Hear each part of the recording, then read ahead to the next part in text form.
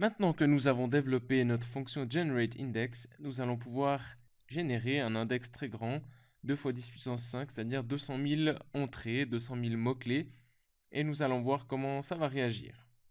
Mais avant toute chose, il faut bien être conscient que l'on ne va pas pouvoir effectuer ceci sur Cloud 9, parce que les performances de Cloud 9 sont nettement insuffisantes pour assumer la construction de ce gros index.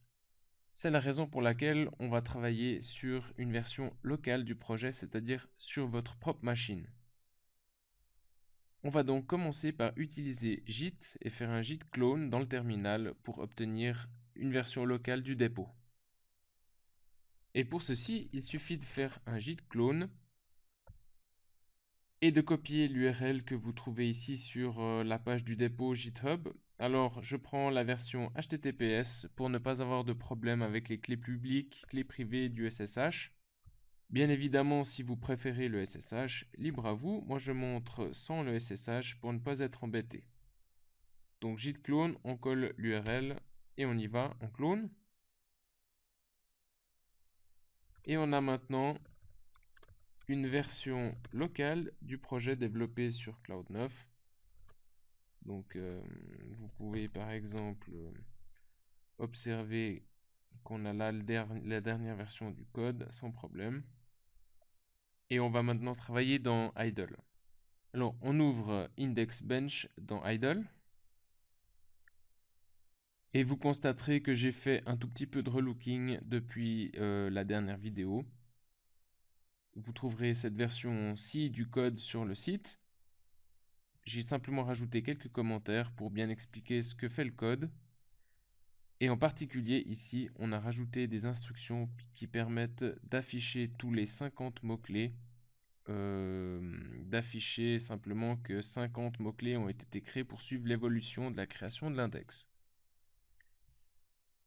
Alors, avant de faire le test, donc je vous présente juste cette ligne-là, où on crée un index à l'aide de la fonction generateRandomIndex, et la taille sera de 10 000 mots-clés.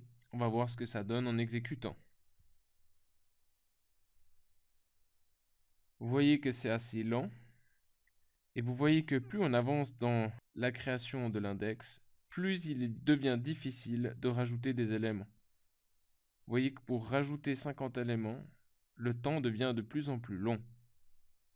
Ceci vient du fait que la fonction generateIndex n'utilise pas très bien l'agrandissement de la liste. Disons que ça occasionne pour Python d'énormes quantités de travail pour allouer la mémoire nécessaire à l'index.